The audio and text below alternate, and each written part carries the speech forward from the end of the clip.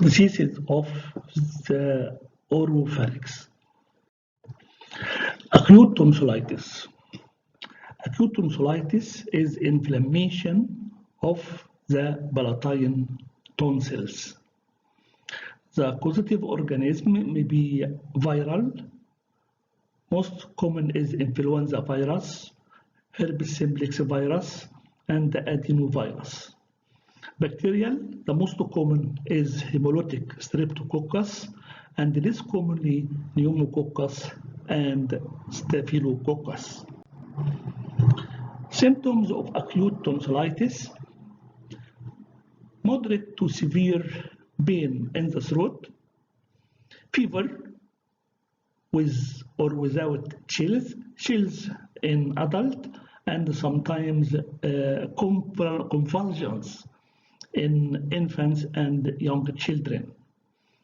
Loss of appetite, painful swelling, which is called odynophagia, and bad breath or fetor oris.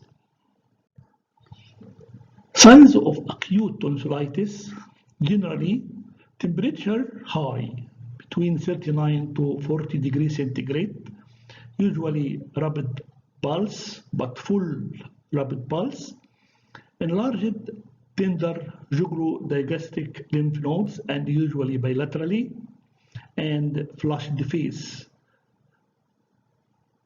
The local signs: catarrhal tonsillitis.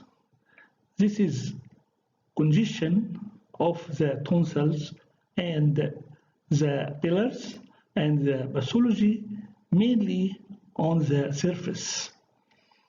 Then follicular tonsillitis, the crypts filled of pus, and the pathology mainly in the crypts. Diffuse enlargement, this is parenchymal tonsillitis, and there is a diffuse swelling, and the pathology affects the whole tonsils. Complications of acute tonsillitis. Local complications on the throat. This may be peritonsillar abscess or quinsy, parapharyngeal abscess, retropharyngeal abscess, or chronic tonsillitis. Nearby complications, this may be acute otitis media or acute laryngitis. General complications, this usually rheumatic fever or nephritis. Differential diagnosis of acute tonsillitis. This may be diphtheria, Vincent angina, infectious mononucleosis, or granulocytosis. Treatment should be bed rest, soft diet, ample fluids, antibiotics, analgesics, and antiseptic mouthwash. What about chronic tonsillitis? Chronic tonsillitis is chronic inflammation of the palatine tonsils due to repeated acute attacks. It may be hypertrophic from infection or atrophic from fibrosis. This may be predisposed by inadequate treatment and low resistance of the patient. What about symptoms of chronic tonsillitis? This may be local symptoms and general symptoms. The local symptoms: sore throat, fetor oris, irritant cough, dysphagia, and obstructive sleep apnea from hypertrophy of the tonsils. The general symptoms of chronic tonsillitis may be due to chronic toxemia, and this may be fatigue and headache.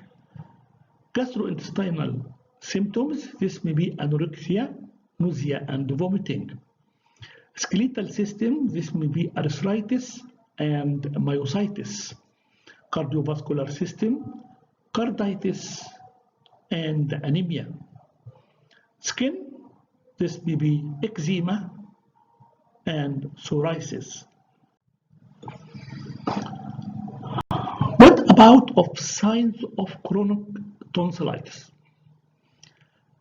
The crypts may be irregular, show irregularity of the crypts, maybe congested tonsils and the pillars, maybe inequality of both tonsils, one tonsil is bigger than the other, persistent jugulo-digastric lymph nodes, which is the lymph nodes of the tonsils, and when you press over the crypts, it may squeeze pus on pressure. What is the treatment of chronic tonsillitis? This is tonsillectomy. Now, what is the indications of tonsillectomy? This may be inflammatory due to recurrent attacks of inflammations of acute tonsillitis. This may be the repeated attacks, at least 3 per year is indication for tonsillectomy. One attack of quinsy is enough to do tonsillectomy. Sometimes the hypertrophy causes dysphagia, and this is an indication for tonsillectomy. Sometimes the hypertrophy causes obstructive sleep apnea, and this is indication for tonsillectomy. And specific tonsillitis, any tonsils infected with diphtheria, with TB, syphilis, fungus, this is an indication for tonsillectomy. What else? Rather than inflammation, maybe traumatic. Any foreign body like this, we can remove the tonsil. Neoplastic, as papilloma or carcinoma, adjacent septic focus. The tonsils makes problems to adjacent organs like the ear, causing chronic subaortic otitis media. You have to remove the tonsils. There is something called descending infection, which cause recurrent or chronic laryngitis. We can remove the tonsils. Sometimes the distant septic focus.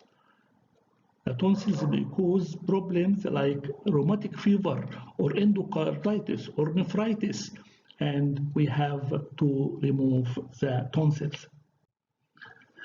What is the contraindication of tonsillectomy? Contraindications may be absolute. This means no way. You have not to do tonsillectomy. And this when if there is bleeding disorders like hemophilia, purpura, or leukemia. Others unfit for operations. The patient is unfit for operations due to advanced cardiac, renal, or pulmonary disease. This called absolute contraindication. What about the relative contraindications? This may be inflammatory, as acute tonsillitis, upper respiratory tract infection, or fever. If the patient has acute attack or influenza or high fever, we cannot do it, but we can do it later. Vascular causes like anemia, hypertension, and the anomalies. This is relative because we can correct anemia, can correct hypertension, we can ask the vascular surgeon for anomalies. If he agree for removal, it's okay to make tonsillectomy. What about hormonal? We can't do tonsillectomy during pregnancy, during the thyroid dysfunction, increase of the hormone or local cause in the thyroid can be corrected. We have to correct the thyroid function first. Diabetes. Uncontrolled diabetes is contraindication, but when you correct diabetes, you can do tonsillectomy. Now, what about investigations? The main investigation is culture and sensitivity from a swab taken from the base of the tonsil. Now, what are the complications of tonsillectomy? This table will summarize all the complications. You can say, number one, hemorrhage complications, septic complications, and non-septic complications. Now, what are hemorrhage complications? Primary, secondary, reactionary. Primary means during operation. Secondary means 24 hours from operation. Secondary, 3 to 10 days from operations. Now, what about the primary? This may be due to bad dissection. The bad dissections means you can reach the plane between the tonsil capsule and the bed of muscles, and is usually due to inexperience. Fibrotic tonsils, this may show a difficult dissection. Or blood disease, you have any problem and you didn't discover the problem during investigations. What is the management? Severe bleeding during operations. You have to know the vessels and to see the vessels and make ligation of the vessels by sutures, or you can use diathermy. What about the reactionary hemorrhage, which is during the 24 hours of surgery?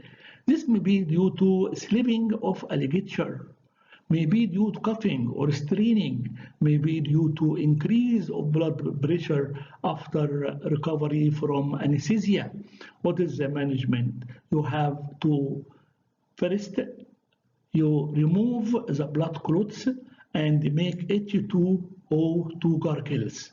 Then you may need ligation of the bleeding vessels or diathermy or suturing the pillars to prevent bleeding.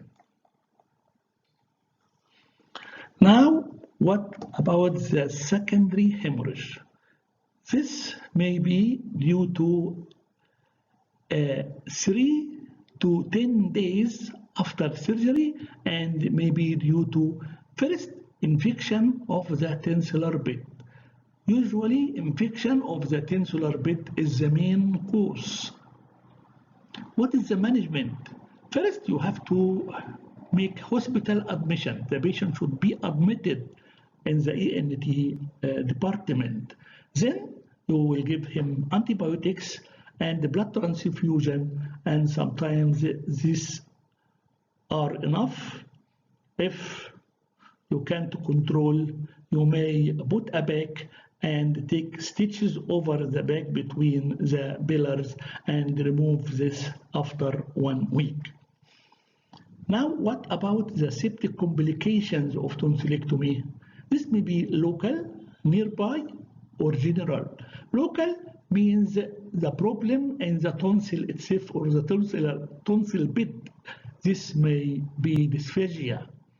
Nearby, this means the problems from tonsillectomy due to spread of the septic infection. This may go to the ear, called otitis media, to the parapharyngeal space, called parapharyngeal abscess, maybe to the lungs to make bronchitis, lung abscess, or atelectasis. What about the general causes of septic complications? This may be due to bacteremia, and the bacteremia is flaring rheumatic activity, nephritis, or carditis. Now, what about the non-septic complications?